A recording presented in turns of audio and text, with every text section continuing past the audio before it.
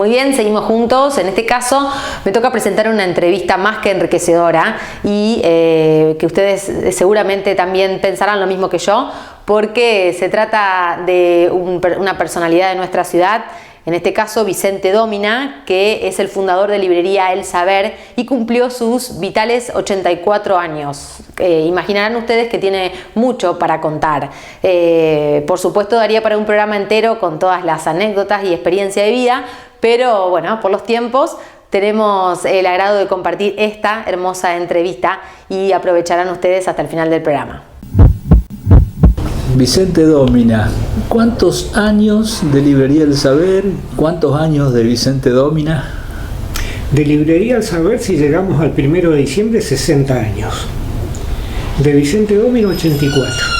O sea que empezó de joven con esta actividad. Y 24 años. Claro. ¿Usted nació en Rafaela, Vicente? Nací en Rafaela. ¿Y siempre vivió aquí? Sí, efectivamente. ¿Formó su familia aquí en la ciudad? Sí. ¿Y cómo surge lo de inclinarse por este oficio de librero, digamos? Nunca se me había ocurrido ser librero. Esta salita de lectura en la que en este momento estamos era la sastrería de mi padre. No es cierto que todos son causalidades, hay casualidades. Por casualidad, en casa de un amigo, conozco a Miguel Adolfo González, que era un vendedor domiciliario de libros, representante de editoriales, y me propone, ¿por qué no abrimos una librería? Yo consigo los libros en consignación de mis editoriales. Y bueno, mi padre no tuvo ningún inconveniente, le podíamos pagar el alquiler que podíamos, y así con cero capital empezamos. Debo reconocer que yo estudiaba Derecho. El tiempo me dijo que yo no era para eso, y en realidad la vida no me dio ningún talento especial. Entonces me colocó la vida en este lugar de librero, porque soy amante de los libros, considerando al libro como una herramienta inestimable para la superación del hombre. Claro, seguro. La realidad nos mostró que Rafaela necesitaba una librería dedicada exclusivamente al libro, porque en ese momento había grandes librerías como Colombo, Copetti, Di Nobile, pero que le dedicaban al libro solamente un pequeño apartado, y el ramo especial era la papelería y los útiles escolares. Claro. Y de oficina, ¿no es cierto? De pronto, gente que tenía que comprar libros en otras ciudades empezó a adquirirlos aquí. Y esa fue la razón de que la librería fuera creciendo, ¿no? Claro, o sea, porque en realidad eran únicos ustedes entonces. Claro, en ese momento sí. ¿Cuánto tiempo estuvo, digamos, en sociedad con este hombre que le dio la idea?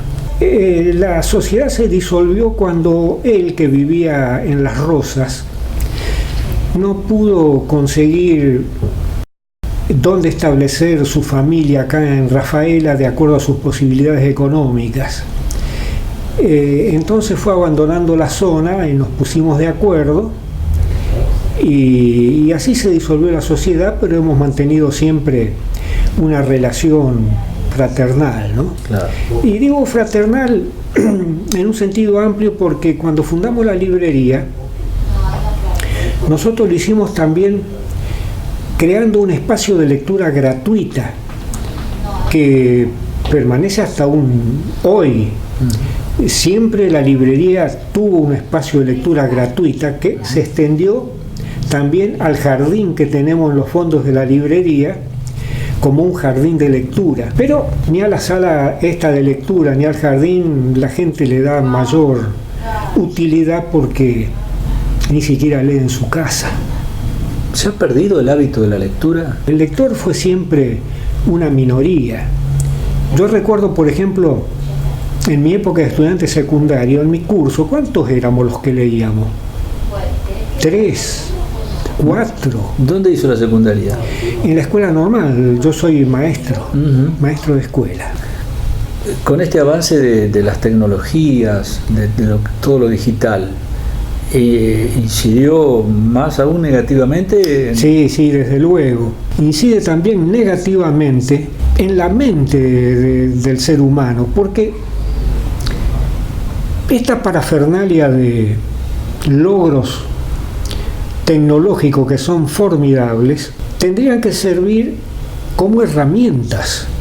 Por ejemplo, el celular de última generación es magnífico, es cámara fotográfica, es televisor, es computadora, es todo. Y hasta sirve para hablar por teléfono. Pero tendría que ser una herramienta, tendría que ser un elemento de consulta. No, es un juguete y la gente juega con eso. Buena parte del tiempo que emplea en eso lo pierde para observarse a sí mismo, deja de pensar por sí mismo porque está llevado por las narices de algunos referentes que eligió en Facebook o en cualquier otro elemento que le da la cibernética, ¿no es cierto? Claro. Las famosas redes sociales. Claro. Yo siempre cito una entrevista que le hizo Longobardi a Thomas Friedman, un intelectual importante, periodista, tiene libros publicados, en el canal CNN. Entonces, Thomas Friedman dijo que si uno va a graficar con una línea el avance tecnológico, seguramente la línea es casi vertical, muy ascendente. Pero la línea del progreso del ser humano es levemente ascendente. Claro. Entonces ahí hay un contrapunto, porque un desfasaje, diríamos. Claro, porque se nos ofrecen platos exquisitos para los cuales no tenemos los jugos gástricos convenientes para digerir. Claro. ¿Está retirado ya usted de la actividad? En cuanto a la práctica profesional, he hecho una involución. En este momento vengo a ser una especie de cadete o ministro de Relaciones Exteriores sin cartera. Y trato de que los demás no tengan que salir, pero sí, vengo siempre un tramo de la mañana y un tramo de la tarde, ¿no? Claro, es su mundo esto, ¿no? Mi mundo es el mundo. La gente ha cambiado los hábitos de preferencia en cuanto a las lecturas, o más o menos se mantienen las mismas, cree usted. Ya no veo un interés desmedido en los libros de autoayuda.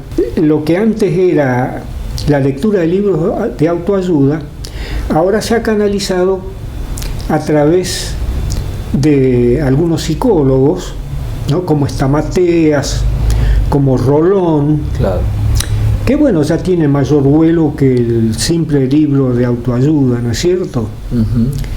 También, tiene más base científica. Claro, también lo que tiene que ver con la neurociencia, los libros de Facundo Manes, por ejemplo, ¿no es cierto? Sigue el interés por las novelas. ¿La historia? Por la historia, muy relativamente. Sí, por la novela histórica. Hay una línea de novelistas femeninos que hacen novela histórica y que es muy seguido por el público femenino, ¿no? Sí, verdad. Y que tiene una raíz histórica en un determinado momento, en una determinada situación histórica, para crear una anécdota ficticia, ¿no? Claro, seguro. Y en lo personal, ¿cuál es su lectura preferida o sus lecturas preferidas?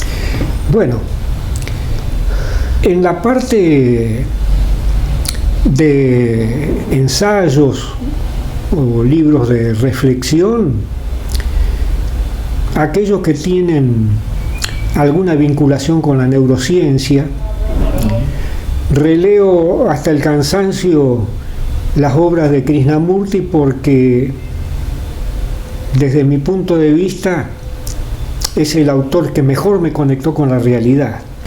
Y luego, como recreación, me gusta la novela policial, Me gusta un autor siciliano, Andrea Camilleri, que creó el personaje del comisario Montalbano, y también la narrativa de humor, ¿no? Por ejemplo, el libro de un autor nórdico europeo, El abuelo que saltó la ventana y se marchó. Un libro que me encantó, ¿no? Y que no me canso de recomendar porque uno lo disfruta desde la sonrisa hasta la carcajada, ¿no? Una cosa que quería agregar y que se me escapó cuando me hablaste de lo que se lee, se le está dando mucha importancia a la narrativa infantil. Y por suerte los adultos se están acostumbrando a obsequiar libros a los niños. Qué bien, eso es bueno. Sí, aquí funciona todos los sábados por la tarde el rincón de lectura que está a cargo de Cristina Peretti, una ex bibliotecaria de la Escuela Normal, y a través de los relatos que ella hace y del emprendimiento, en el que incluye también adivinanzas, uno trata de, y ella también, que vayan surgiendo lectores, ¿no? Claro, seguro. Bueno, perfecto, ha sido un gusto poder charlar un rato con usted y ojalá que, bueno, sigamos viéndonos y disfrutando de su presencia aquí en nuestra ciudad. Bueno, muchas gracias que haya desperdiciado su tiempo en este momento. Muy amable, Vicente.